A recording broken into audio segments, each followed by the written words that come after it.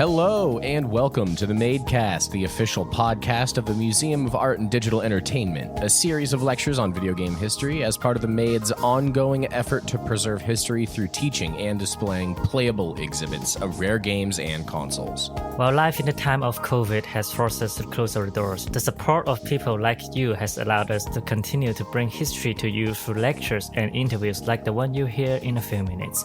I'm Chun. I'm Red. And I'm Miles. This week we interviewed Bonnie Bogovich, a seasoned voice actor and audio implementer who runs her own company called Black Cat Bonafide. We talked about her entrance to the industry as well as some of her favorite moments from games she has worked on. It was a great interview. It was fantastic. She's a joy to talk to and just a well of information and knowledge. It's really great. Yeah, she's a fun character. You never know which area you're going to work in the future. Yeah, and like as someone who wants to try and get into voice acting and stuff, it was really awesome to see how she basically just carved her own path and there's no like set thing. She was just going with what felt right and what she enjoyed doing. And I was like, that's kind of like how I want to try and do things. So it's actually very encouraging. Yes, it is a very encouraging talk. Care for what you do your job well, and do what you enjoy. And people will resonate with that. Someday it will pay off. Someday it'll pay off. And then maybe you'll have your own company. But before we get into the great interview, we have a decent set of news headlines for y'all today. So, first things first, China has instituted new restrictions on gaming for young people. This is apparently they're only allowed to like game on the weekends for an hour a night. It's only for an hour on weekends and national holidays and so Friday, Saturday, Sunday, you can game for an hour. Not include Friday, I believe. Only Saturday and Sunday. But Friday night's the start of the weekend. Okay, whatever. I mean, it's going to be interesting. And like you were saying earlier, Chun, it's not really going to do a lot. VPNs are a thing, and everybody knows about them, and you can game all you want. Also, I had a feeling this might happen, but this may touch me poorly. Starfield not coming to PS5, maybe? It doesn't seem like it. During Gamescom, Pete Hines and Aaron Greenberg from Bethesda and Xbox basically fielded a question about how their exclusivity thing is going to work, because now, of course, Bethesda is owned by Xbox. And the long and short of it is that there doesn't really seem to be a PS5 version of Starfield that exists at all. I'm really hoping that it's going to be like, yeah, I mean, I had a feeling. I'm really hoping what's going to happen is a port 1 or 2 years down the line. It's probably going to be something like that. It's going to be like what we've seen with all the PS5 exclusives. Like when Horizon Zero Dawn came to PC. It took 3 years to get it on PC, but it was worth the wait. And I'm fairly confident that they're going to do a similar thing with Bethesda titles from now on. I mean, it was the same thing with the first Titanfall. The first Titanfall was just on Xbox, and then the second one was released on PS4 and Xbox. So it's not unprecedented for that to happen. It's just a bummer. And then we also have a Far Cry 6 coming out with petable alligators. I think that's the biggest update with Far Cry 6 that I think we can never do it in reality life. No. I mean, Far Cry. There's a lot of things in Far Cry where I'm like, I can live out my most insane fantasies in this game because of the options that they allow, like petting an alligator. So here's to that, and we'll see how that works out in the future. I kind of fell off Far Cry after the second part of 3, Blood Dragon. I've never been into Far Cry. It's never been, to me, it always seemed like it's definitely like a different mesh of the open world game compared to the GTA franchise. I was a huge GTA 5 story fan when it first came out. And Far Cry just had a little bit more like Red Bull injection into it. Yeah, it just chaos. That's what kind of freaked me out just a tad, and it just never stuck with me. But I do have a couple of them on deck to play, so we'll see how that goes. What really impressed me about Far Cry was in Far Cry 2, the one where you're in like Central Africa somewhere. I can't remember exactly where you're supposed to be. It's very dry. and you're driving around in these dusty environments a lot, and fire is a big thing. Like in Far Cry 2, you could set a fire and it would look amazing and actually like travel out and be a real hazard to people. Like you could burn people out of a settlement, or an enemy outpost just by setting fires around them. And they kind of moved away from that, because in 3 I remember like starting a fire and it just sort of petering out after a while. And I was really disappointed, because like it seemed like such an interesting hazard and mechanic to implement and then just sort of forget about. There's so much you can do with the chaos where there's no real set way. It's like they create these physics and these laws and everything that works, and they just let it open to the public, just as like, see what you can do, try what you can with what's available. I like the freedom aspect. It's definitely super free and you can really just do anything. But I think that's enough of some of the news right now. We ran a little bit long on this news segment, but we got an interview to get to with Bonnie Bogovich. So without further ado, here is the marvelous Bonnie Bogovich. And we are back with our lovely guest, Bonnie Bogovich. Welcome. Hello. So today we're going to be talking to you about all of your masterful works and what you've been doing. So to start, how did you get into game audio? I guess the answer is not directly. So I didn't go to school for a program in game audio. I actually went to college for a bachelor's in music composition and a master's in multimedia, because whenever I was looking at colleges, I went to Duquesne University on a tour, and they mentioned they were trying out this experimental thing where people could learn music tech, and starting their sophomore year, as long as they kept their grades up, they could start funneling in master's classes, except paying undergrad price for grad credits, which was a very good deal. Yeah. And what's nice is that also meant not only did you start grad classes early, you got to skip over the intro to sound design, intro to Photoshop, intro, type of things you would take before grad. So it's kind of like you got oomphed into the final level. And I survived that. It was kind of like taking 2 full degrees at the same time. And if anyone in here listening has ever been to music school, you know that music school itself is quite demanding with the recitals and juries and concerts and stuff. So I had all of that, and the gaps where I didn't have concerts and juries and everything else, those were the nights I put in my grads classes. And I also started to focus on what I thought would maybe be useful for a career in theatrical multimedia design. So my ideal job would have been someone who works for like the Blue Man Group. So my final projects that I presented for school were all sort of that multimedia projection music thing. And when I graduated, for a while, my main job was touring with theater projects, and I was digging that for a while. But I found the more and more that I did stage stuff, I really liked working on the digital aspect more and working on the music side more and more of the creative thing. And touring, if anyone's ever done a job as a stage manager or as a touring person, it can be really exhausting. So I started looking for more desk work and grounded stuff. Along the way, I started working with my college. I went back and started doing a lot of audio recording for symphonies and whatnot.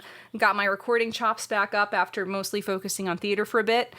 And I started picking up more digital and vocal type things, like I did voiceover and multimedia training videos for a software database company.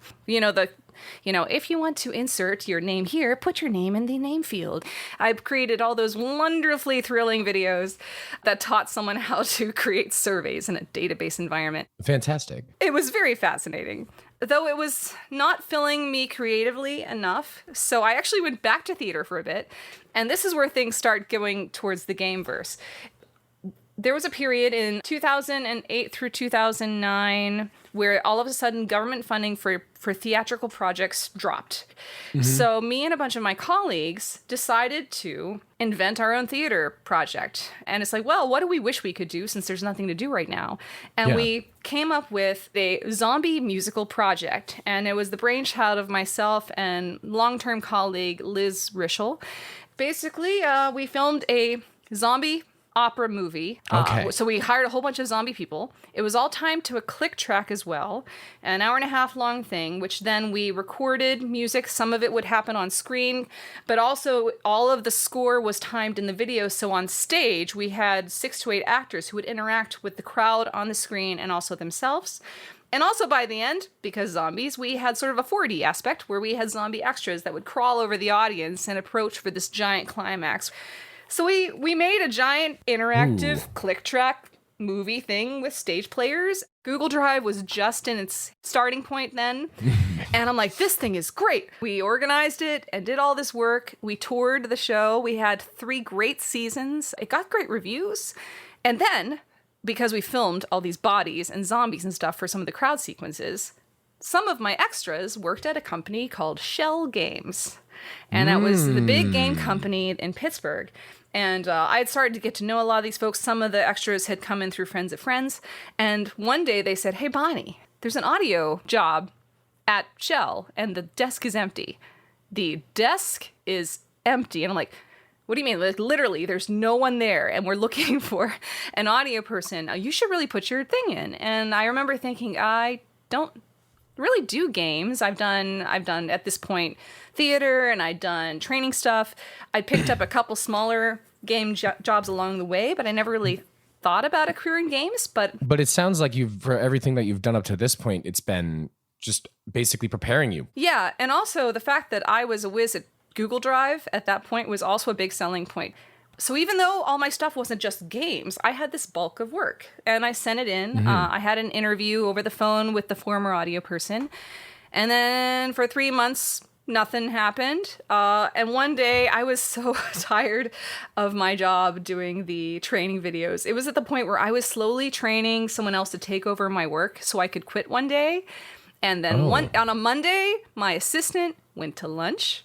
Never came back. And I'm like, all right, yeah, I give up. I'm so fed up. I told my boss that like literally that day, I'm like, I'm putting in my notice. I just can't do this. And right as I was finishing out my week, I got a call and they were like, hey, so we want you to come in, Shell Games, talk about this position, the audio thing. And I'm like, oh my God, the timing on this is insane. They're in cahoots with your assistant. They were just waiting for the call. But it was hilarious because I had just given up. I'm like, I don't know what I'm going to do. And they were like, so you can start tomorrow, right? Because here's the stuff we kind of want you to start later this week. And okay, I guess we're going in. And immediately I was thrown in. I was a fish out of water in some aspects, but I learned a lot as fast as I could. I quickly learned source control and version control. And I learned about how all the departments talk to each other. And I was the audio lead at Shell Games. And they were like 20 people when I started. 124 people, I think, when I left. Wow. They grew over time. Once the VR boom hit, I was working on a ton of projects there. If anyone's ever played I Expect You to Die, it's my favorite project ever. And I got to work on a lot of really adorable things too. Like one of our big clients was Fred Rogers. So I got to work on a lot of stuff like the Daniel Tiger's Neighborhood. And to all my friends with kids, I can always brag that I got to watch all of the first season of Daniel Tiger before it ever aired because I had to do it for research. Working at Shell, especially while it was growing, I got to experience small projects, big projects, tons of different platforms. One of my first things that they threw me in after that interview apparently was, here's a SeaWorld project that's going to be at SeaWorld inside this giant cave full of actual sea turtles swimming around you while you're playing a game with sea turtles. What do you think? And I was like, I love it. It was great. It was exhausting sometimes because I was the only person there. Out of 5.5 years, it was just me for 4 years. If you remember the numbers I said, 20 to like 120, that slope, it was me and the effects department did not grow. They just kept adding more work. And it got pretty tiring. Eventually, I was able to hire on an intern. Eventually, we're all gone and off to other worlds. And I moved to the South. I am in Austin, Texas now. Running my own company, which is weird. Saying that out loud is weird. One of the things I learned, the more and more I worked on like 9 things at the same time. My passion out of all the stuff that we would do was working on the voice and voice acting and trying to get stuff with narrative heavy things. And I was luckily we were a exclusive, I think that's the word, company, where as long as you worked on something that didn't conflict with a game they were working on, you were allowed to take on other work. So I was like, for example, I was working on a game as Shell called Mechatars, which was like metal beasts that fight each other, kind of like Transformers. I was not allowed to simultaneously take on a side job that was working on Transformers. You know what I mean? So luckily, there were many non-conflicting things that I started to pick up along the way where I was doing voice acting for people. And it got so big that by the time I left the company, I had a client base already that I was able to take on more work for. I am now 3 years into being an LLC, Black Hat Bonafide LLC, and my studio focuses on voice editing, voice recording. I've done directing jobs as well, and I do it all from here, or I've also gone to other studios in the area when we need to do jobs. But it's been pretty cool. Like, in the last couple of years, I think I've worked on Cobra Kai, I've worked on Wasteland 3, Bard's Tale 4, the most recent G.I. Joe game, I just did voice acting in a weird game called Hell Architect, which is bizarre, which just came released for those of you listening right now. I think it came out like last week. We were talking a little bit about a Hell Architect before this, and so any stories that stand out or anything? I'd say it seems like I have a couple niches, I don't know, that I do lately. These days, the most regular things I get asked to do are critters, moms, like anime moms, honey, you forgot your lunch, or snarky people, snarky evil villains. And I got to be a snarky evil villain for Hell Architect, and also Death and Taxes, which came out last year. I play your conscience. So it's like, oh, well, you could do that, but okay. Just so you know, you suck. Have a nice day, Reaver. And it's the same kind of voice that I used for Lilith in Hell Architect. And it's just refreshing to be bad. And I think I told someone the other day that the most healthy thing you can do is do a maniacal laugh in the morning. Get you prepped for the day. Like a big old, like laughing is so damn healthy. And I highly recommend it. And it helps too when you're getting into snarky characters. I'm always happier to be evil than to be someone crying and sad. Well, I've learned that. There's a level of control and power with evil tendencies, whereas crying is a little bit sad and helpless. But it's depends on the scene. And I will say that one fun thing through Hell Architect is I ended up being directed by Ali Sidrani, and she was working through a group called Unlock Audio, which is a new upcoming audio production studio where they handle everything, including implementation and stuff for larger games. And we chatted so much that she recommended I talk to the head of Unlock. And as of this past week, I am now going to be helping them as one of their voice directors. Oh, fantastic. So I'm excited to have another collective that I can work through. So I'll still be working as a contractor through them, but they have some big things coming, and their team is fantastic. And I'm just so happy to be added to that collective, because even though I do so much work on my own, it's nice when you can still have a herd to cling to. So it's always nice when I can work with a group. And even when I was working on like Bard's Tale and such, that was working with Alexander Brandon, who has his own studio called Funky Rustic. So I actually worked through them to do those. I do a lot of work with Hamster Ball Studios, which is Randall Ryan. He got me the work with Cobra Kai. So, I always love when there's other audio people you can bounce stuff off of. But it's sometimes just me, and that's cool. Really just talking with people in the industry and going to different things, meeting different people is one of the most beneficial things you can do? Or oh my God, yes. Yeah, I would say most of the jobs I've got, well, obviously the first one was a bizarre experience of, hey, I cover you in fake blood, and then you tell me that there's an opening in a studio. Yeah. But along the same level, you can find those connections by working on a film. You never know what someone else is doing, right? A lot of folks in that zombie herd were people that I've worked with on 48-hour film projects. In the Pittsburgh one, I was the audio person in town, so I was usually the one with the boom. So I was always the sound person. But I met a lot of creative types there. And one of the lead makeup people that we used on my zombie opera project was from film, because she was really good. So like you you can pull people from anywhere in the world.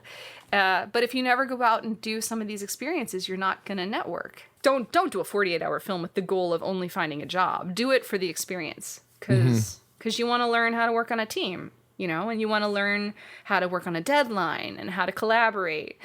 And I was telling someone the other day that I always think of working on games just like working in theater. You're making something where the audience is the player, and everyone has to do a job to make it as immersive as possible.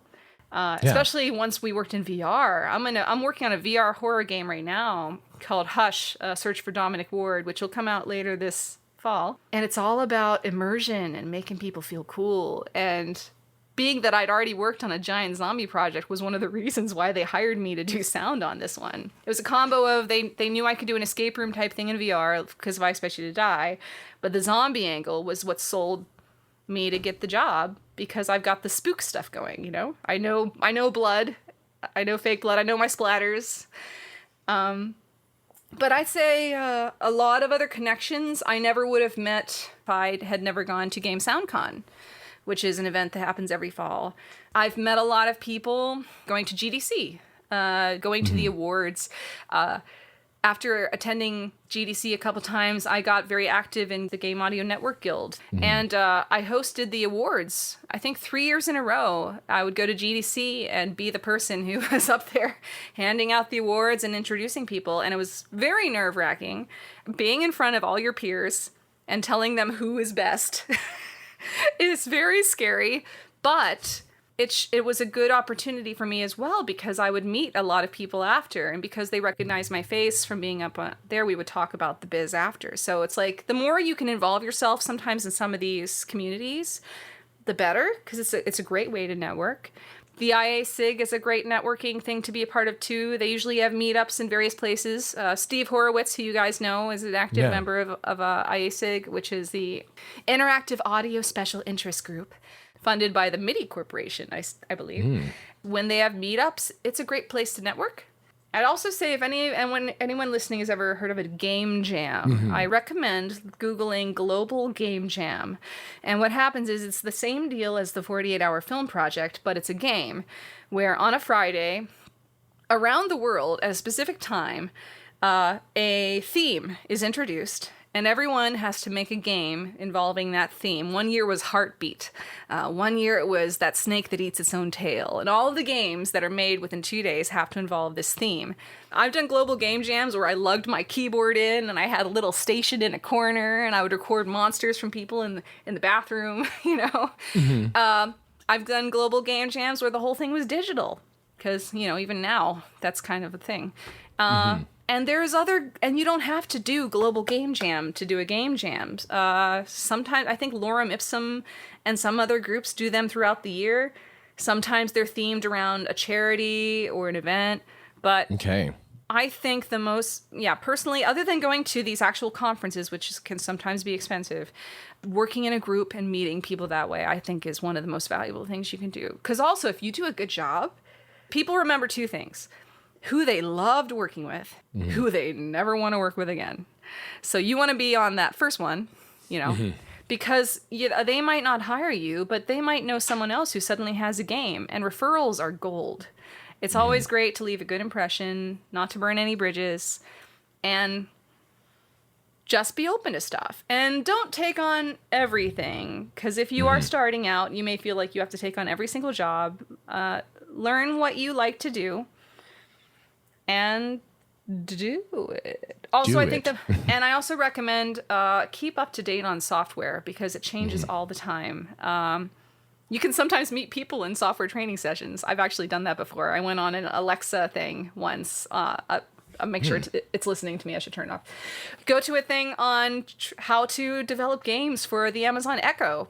I actually got some great jobs for a while working through a company called Earplay. I worked on Jurassic World Revealed, which is an audio adventure using the audio from Jurassic Park. Wow. I got to know them from going to talks about Alexa. You can still do a ton of networking digitally. For example, Game SoundCon coming up has mixer rooms that happen every night. Some of them are in virtual reality, and you can go and actually connect with other people and attendees that way. Just make sure, since we are all virtual, when you network that way, make sure your public presence when they Google you is up to date. Don't have some crazy non-professional looking things when they look up your website. Make sure everything matches and your name and your website is all good, because you don't want to network with someone virtually. Then they Google you and your Twitter's a mess and your Facebook links to a dead website. Be prepared. I think that's maybe the most valuable thing I could offer is you will be Googled. Make sure you look pro when they do. Alrighty. Even if it goes to a simple website, make sure they all go to a happy place that defines you. Alrighty. Especially these days where we can't physically shake your hand, you're gonna be searched. You're gonna be searched. I feel like that was kind of dark. No, it's just, I'm being honest. It's like, what would I say? Exactly. Like, no, because otherwise, if this was 2 years ago, I would tell you to go to more in-person things. But since I can't say that, you can't say that now. And they'll change back, But learning, especially half my clientele right now is international. I can't physically meet them at this time. I might have been able to run into some of them at GDC if it was in person this year, but it's not. So being prepared for that overarching, I think is. Yeah. You can't see my face. It's good. It's a good thing. It's a good face. Just trust us. Well, Bonnie, thank you very much for coming on. Sure. This is a delight and a pleasure and very enlightening. I hope I didn't scare anyone and instead encourage them. No. It's all good. Well, thank you very much. You're welcome. Thank you, Bonnie, for the marvelous interview. We hope to have you back on again. So, a last little bit before we wrap up everything else. What has everyone been playing? Are you going to play Hell Architect at all? I picked it up. I haven't started it yet. I just have so many things in my backlog. Yeah, it's an endless backlog of things. But Hell Architect seems like a really fun game to check. Yeah, it looked goofy. I liked it from what I saw. I just hopped back on to Destiny 2 to play some Raid and other stuff with my friends because I have been leaving them to... I have been leaving them for quite a while. And how is it? How does it compare to Final Fantasy XIV? Okay, listen to that. I hopped back to Destiny 2, but it doesn't mean I didn't play Final Fantasy. It's just like a daily job. I would just spend about an hour on Final Fantasy 14, and then if I got any time left on that day, I would just hop on Destiny 2 to see if any of my friends are there, and if there are enough people there, we just do a raid.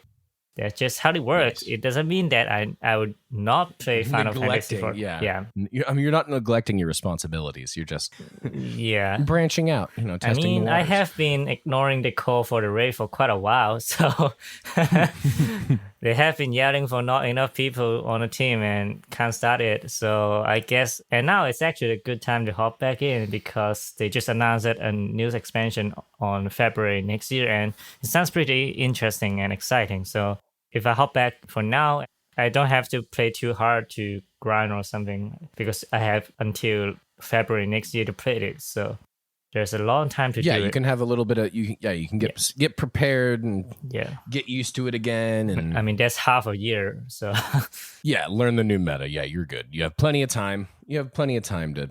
Before you commit fully again. I've been playing recently. I've been picking up some of the Jackbox games again, just playing those with some friends because I forgot how fun they were.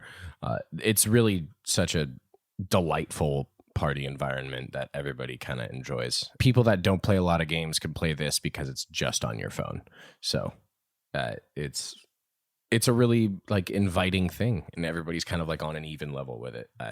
Great party games. And this fall, I believe we're having Jackbox Party Pack 8 slated to come out.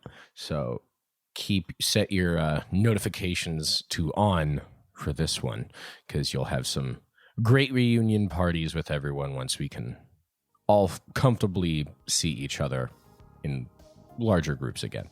Someday, some year, some timeline. Alternative word. But yeah, we'll get there. I think that's all we have for you today. But we want to thank you for listening to the Museum of Art and Digital Entertainment's official podcast. If you have any thoughts, questions, corrections, or general museum ideas, please shoot us an email at info@themade.org. We'd like to send out a big thank you to everyone who donated recently and to our Patreon supporters who keep the Made afloat. Patreon donors get to listen to this podcast 1 week before it's released on major streaming services, and we'll continue that with future episodes every week. Till then, I'm Miles. I'm Red. And I'm Chun. Thank you. We'll see you next time.